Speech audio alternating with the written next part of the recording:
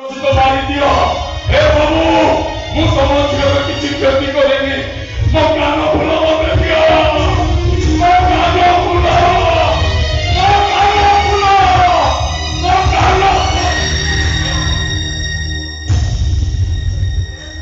बाबा ये कौन सी टिकली बड़ मात्र बड़ पुओ रत्ना करो अरे बा जीवते बेदिन उठे लेइतिला आ जा भाई बापो चिरो दिने जीवन तो नष्ट होई गलाय আজি मोटो तो तार चिंता रे होइছে সেই होती সেই बाबा 25 वर्ष तले मु भी ता जीवन को नष्ट করে দেইছিলে हो बाबा এই রতনা मोर पाई चोरी करी मारो खाइছিলা से तो ठीक हम बोल निर्मल मते হইরাণ করছলা বলি এই রতনা মারো মারি জেল যাইছিলা बाबा बाबा मु स्कूल पाठ पढ़ा छाड़ी देथिला बेले सेड़ी रे प्रथम होता रत्ना कर पाठ पढ़ा के छाड़ी देला बाबा बाबा मु का पसंद डाकला बेले मोर पटे कान फूल होके जाइथिला मते कान फूल तो रतना पत्थर बही मो पाई कान फूल पटे किणी आइथिला बाबा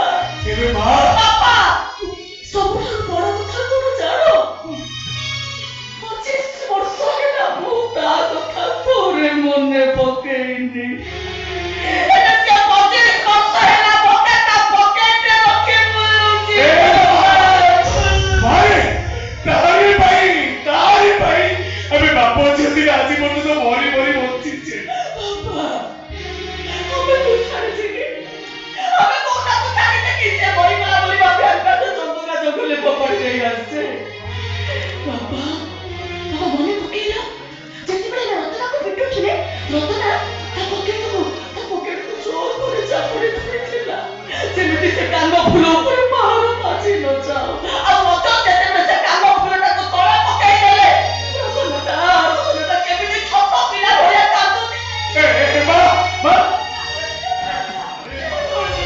अरे अब अति भीतर काई से मारी उठला पे का मुझे काउची ए मां तू पागल तू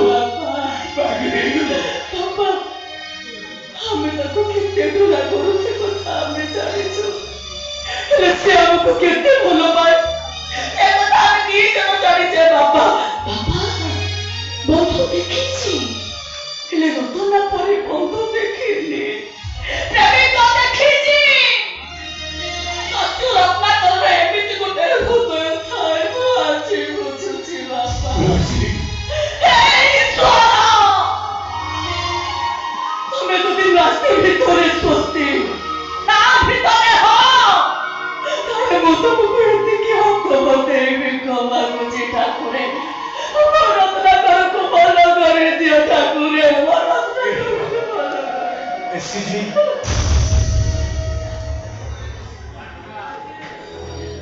आपण मित्रो रत्नाकर बहिला दुखी क्या हूँ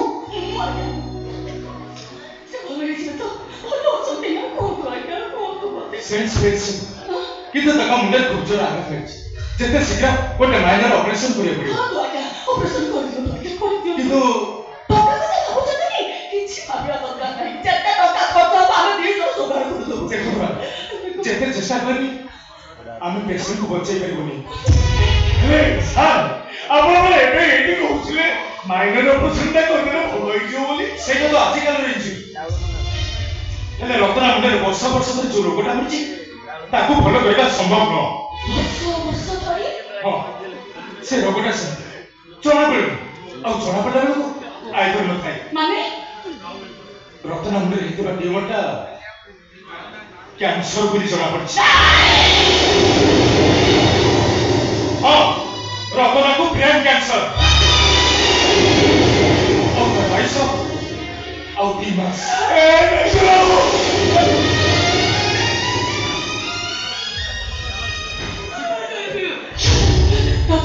तो ठीक सुना से पहुंचाई तुम्हें रतन को फाजे न तो हमर को मसको रतन कथा अछि हो अछि पागे धर्म सब सत कथा सुनि सछि आ ता कथा सुनि सारा परे अनुमान करिछि तमर किछि दोष नै सब दोष से रत्न कर ये ता धर्मर कोन पाइछि तो अछि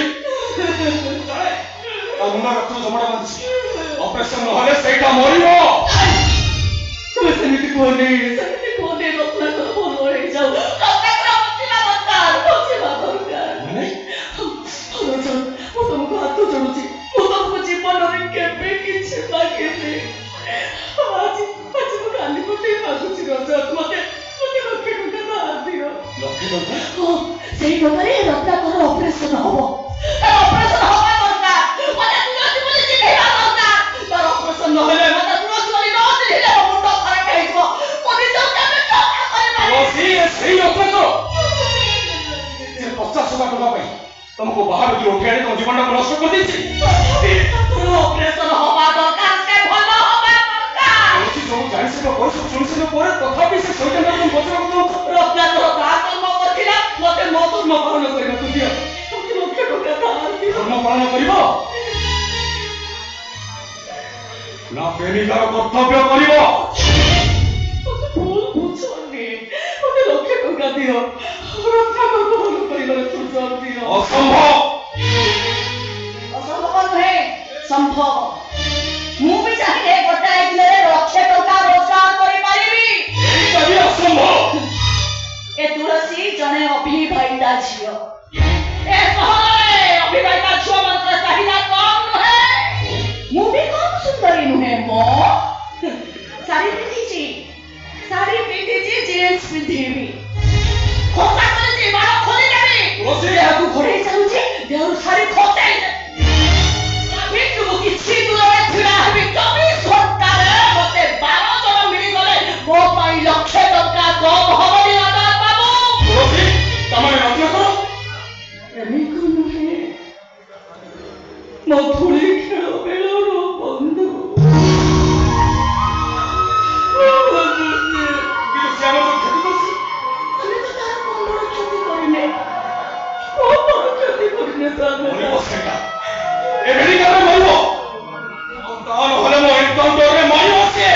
ଯଦି ତମ କଥା ସତ ହୁଏ ତାହେଲେ ତମ ମଧୁକର ପୁଣି ତା ଛାତିରେ ବାଜିବା ଆଗରୁ ମୋ ଛାତିରେ ବାଜି ସାରିଥିବ। ବାହ ତୁଳସୀ ବାହ। ସତରେ ତମ ମତେ ଆଜି ଶିଖେଇଦେଲ। କାହାକୁ ଏତେ ବିଶ୍ୱାସ କରନି କି ପରେ ବିଶ୍ୱାସ କରିବାକୁ ଡର ଲାଗିବ।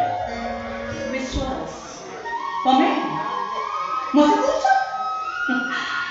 ତମ ମନରେ ମୋ ପ୍ରତି ଯେତିକି ଅବିଶ୍ୱାସ ଭରି ରହିଛି, ଯଦି ତାର ଗୋଟିଏ ଭାଗ ବିଶ୍ୱାସ ମୋ ପ୍ରତି ଥାନ୍ତା ନା, ତାହେଲେ ଆଜି ଆମ ଭିତରେ ମେଘନାଦ ପାଚେରୀ ଛିଡା ହେଇ ନଥାନ୍ତା।